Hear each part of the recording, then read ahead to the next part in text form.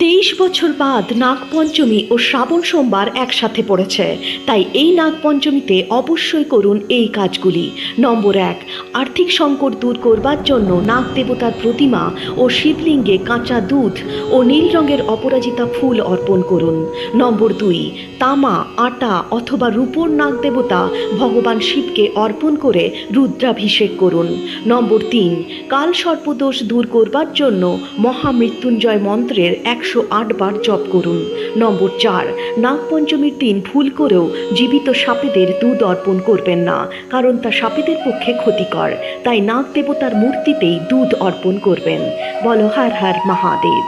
23 বছর বাদ নাগপঞ্চমী ও শ্রাবণ সোমবার একসাথে পড়েছে, তাই এই নাগপঞ্চমীতে অবশ্যই করুন এই কাজগুলি। নম্বর 1, আর্থিক সংকট দূর করবার জন্য নাগ দেবতার প্রতিমা ও শিবলিঙ্গে কাঁচা দুধ ও নীল রঙের অপরাজিতা ফুল অর্পণ করুন। নম্বর 2, তামা, আটা অথবা রূপোর নাগ দেবতা ভগবান শিবকে অর্পণ করে রুদ্রাভিষেক করুন।